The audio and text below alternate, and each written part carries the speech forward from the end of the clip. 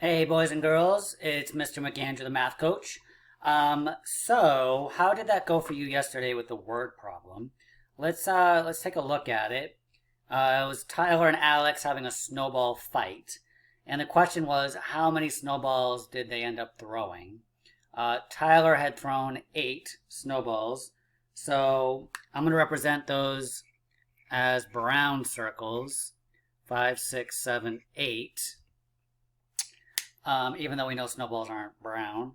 And Alex threw 5 snowballs. So I'm going to represent that as green circles. 2, 3, 4, 5. So we had...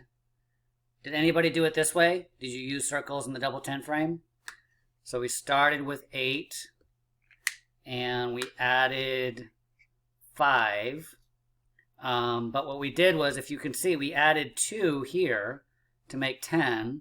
So you could think of it as 8 plus 2 gives you 10, right? And then you've got 3 left over here.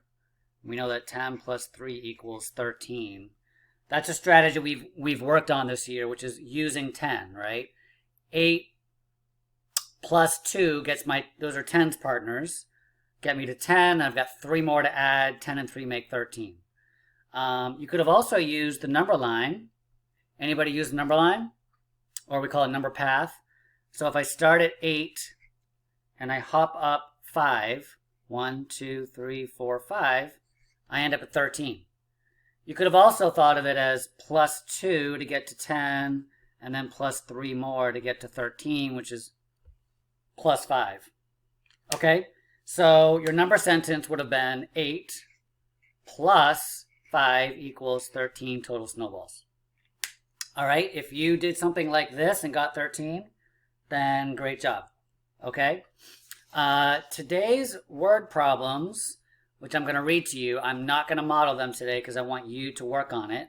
Okay, there's 2 word problems. The first one, I'm going to read them both, and then I want you to work on it all on your own. You can do it, okay? It says Bella has 7 ribbons. Okay, I don't know what kind of ribbons. Maybe they're like ribbons in your hair. I'm not sure.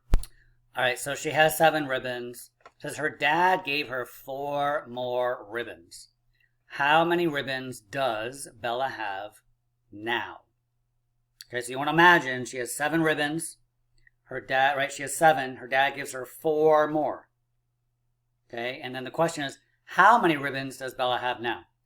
You may already know the answer or think you know the answer, but I do want you to represent your thinking either on the double 10 frame, the number path, or in the space. If you have a different way of showing it, that's totally great.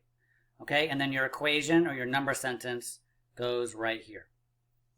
All right, let's look at the next word problem. So you're going to do 2 today, okay? I'll give you a hint. 1 is addition and 1 is subtraction. This one says, Layla saw 13 butterflies on a tree. She must be like in a butterfly garden. That's a lot of butterflies. 5 flew away, right? They flew away. How many can Layla see now? In other words, how many butterflies are still on the tree that she can still see? Okay? So imagine she sees 13 butterflies, 5 fly away. How many are still on the tree that she can see? Again, you can use your double 10 frame, number path, and then you want to write your number sentence to show how you solved it. Okay? All right, do a good job. All right? This is about learning to tell the difference between when you should add or subtract. Because that makes it, because even if you can add really well and subtract, if you don't know when to do it, it's not going to do you any good. All right, so take your time, do a good job, and I'll see you soon. Bye-bye.